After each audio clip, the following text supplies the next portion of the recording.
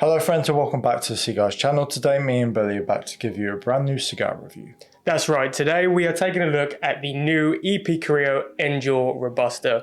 Now this one comes in at 5 inches long with a ring gauge of 50, so your typical Robusto size, and it is finished with a beautiful box pressed finish. I mean, I'm a massive fan of those, as people know. I don't know, just something about the mouthfeel, the feeling of it, it doesn't roll away. But yeah, visually a very, very good looking cigar, and I am really looking forward to getting into this one. So I guess the bit that matters is the blend of the cigar. Lewis, would you like to let us know what this blend is? Of course I can. So this is a Nicaraguan binder and filler cigar, but the wrapper is actually Meerapfel Cameroon, which is really interesting, so I'm really looking forward to getting into this one. But before we do cut and light, let's just tell you a little bit about it. Endure represents the convergence of two iconic legacies. The Perez-Carrillo family's journey from Cuba to the US is a testament to their passion and perseverance of preserving cigar excellence. Meanwhile, the Meerapfel family's pivotal role in saving Meerapfel Cameroon wrapper adds a layer of dedication and resilience to the blend. This cigar is a narrative of overcoming adversity, from the fields of Meerapfel Cameroon to the hands of artisans, culminating in a masterpiece that celebrates the triumph of human spirit. So as we cut and light, I just want to say that I'm kind of expecting this blend to be quite punchy. Yeah, I imagine with the Nicaraguan tobacco in there, it's going to be very bold, quite intense. But I'm very, very intrigued to see what this Meerapfel Cameroon wrapper brings. Something I've never had before. I really like the presentation of this. I mean, they've got three bands on it. 3 bands, and then they've got like a, I don't know what you call that, like a wrapping around it as well.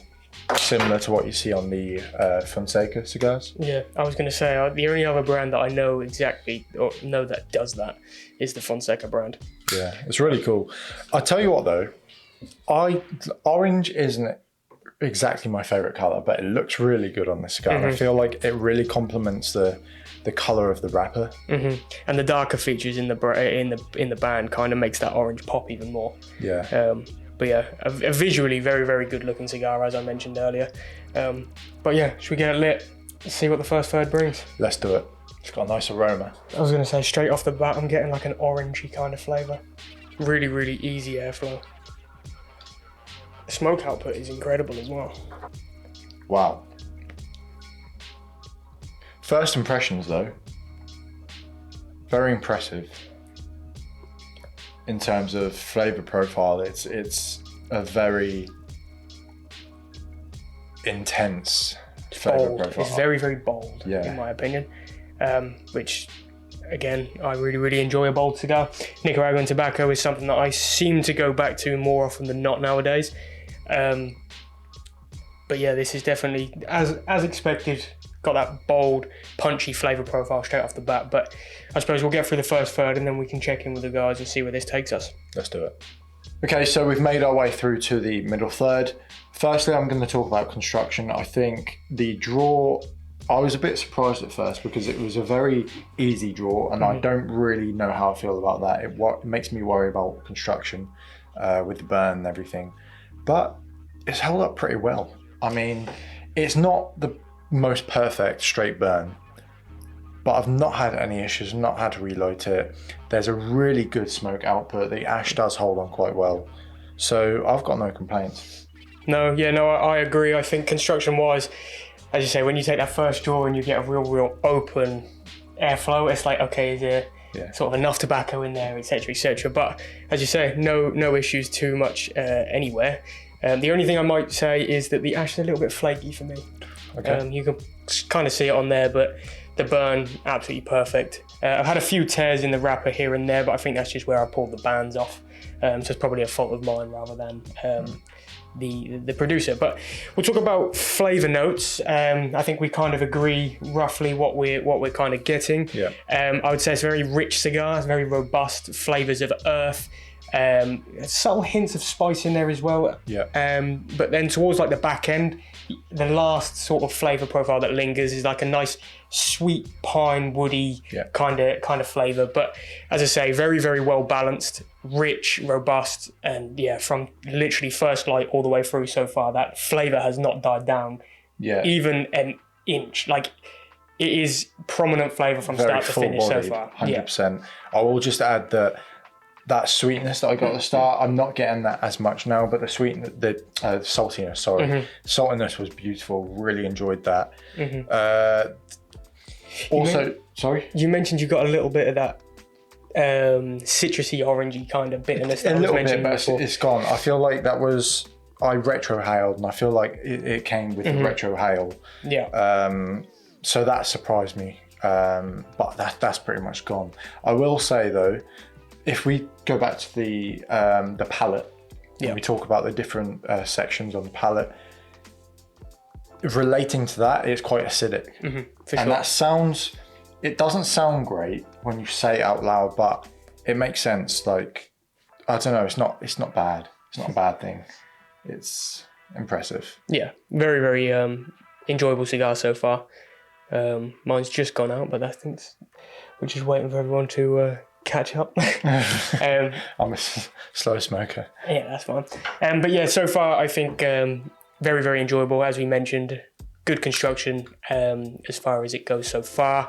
Flavour is very prominent and full-bodied in my opinion. But, 100%. Strength-wise, what would you say? Medium? Yeah, I would definitely say medium. I think it's probably got the legs to kind of move into that full-bodied towards the end, or the full strength towards the end. But so far, nothing more than a medium for me. I have a feeling that because of the easy draw, it's going to be very hot and bitter towards the end, but we'll see. Yeah. But I suppose we'll take it down, we'll enjoy the middle third, and then we'll check in with you guys and let you know how we're getting on. So we've made our way through the middle third of this cigar, and in terms of construction, there is absolutely no faulting it whatsoever.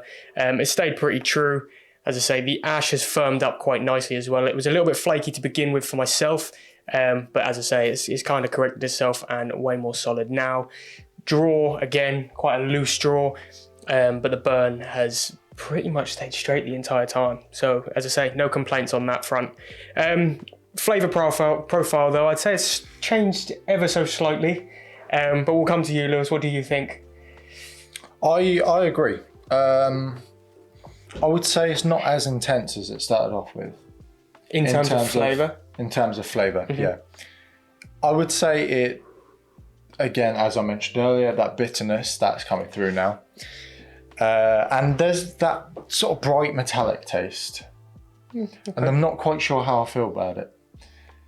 But it's a very interesting cigar. It is. It changes a lot. Like, there's a lot going on. Like it says on the listing, actually, it says there's a lot of layers, and I definitely agree with that. But I don't personally enjoy that bright metallic taste. But I mean, construction-wise, like you say, it's perfect. Yeah. I'm hoping that it changes a little bit more towards the end. Yeah, I would be inclined to agree on the most part. I think the bitterness has definitely ramped up a little bit into the final third as well. I feel like that's going to be quite a prominent flavour profile. It doesn't necessarily fall into the bracket of, say, a leather or like a coffee or anything like that. It's kind of just like a charred bitterness, if that makes sense, right? Yeah. But yeah, I would say that the hints of spice have kind of died down for me. I wouldn't say I'm getting much of that bright flavour profile that you mentioned.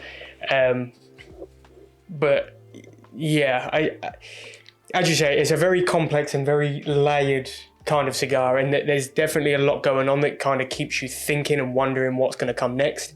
But yeah, as I say, it's an enjoyable cigar. Yeah. But in terms of flavour, it's not my number one, let's say. It's definitely one that is an evening kind of cigar, sort of after a good meal. Yeah. And if you don't want to kind of have something that's really mellow and things like that, this is something that's going to keep you intrigued, at least. Yeah. I do want to say though, that earthiness has carried on, to be fair. Yeah. Yeah. I don't think I mentioned that, but yeah, the earthiness is there. So it's got it's quite a deep flavour profile, I would say. I think it definitely goes back to what we were saying at the start. It's quite a rich and robust flavour profile. Yeah.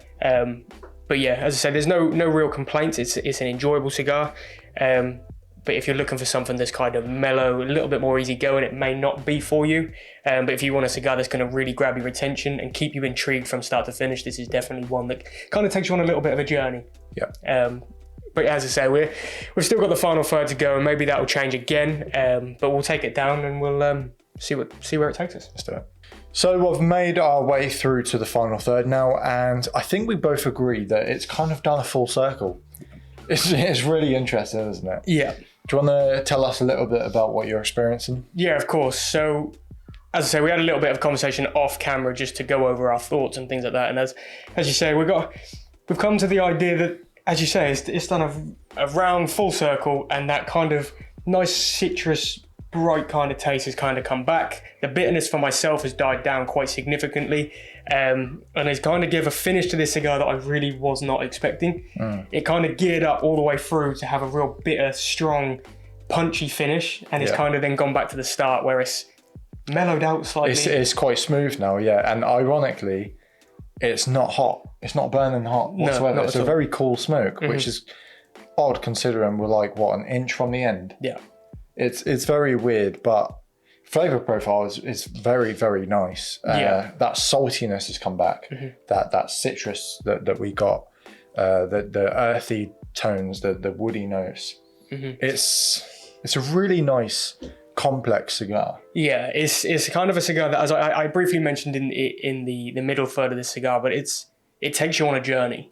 And I know a lot of cigars do that, but this takes you on a journey, as you say, that you kind of start, you go into the deep flavors and things like that, and then it kind of rounds itself off and comes back and kind of finishes with that mellow, nice, easygoing, cool smoke. So it's definitely one that, if, as I said, want an intriguing cigar that's going to grab your attention and, you know, you're not distracted by anything else, this is definitely one to really sink your teeth into and get your brain thinking about what it is that you were experiencing, because it offers quite a lot. 100%. I would say go grab it now, because these are brand new on our website, right? Yeah. The price isn't all too bad. It's around £20. $26.49. $26.49. Okay. But for EP Carrillo, you kind of expect to pay sort of that. There's a lot of history behind the brand. Yeah, for sure. So you got EP Carrillo, you got Meerapfel. Yeah. You know, that kind of, it's a lot of history there. So you're paying for that. But yeah, go grab it. Subscribe to the channel if you haven't already. Follow us on Instagram too. And until next time, stay safe and happy herfing. Peace.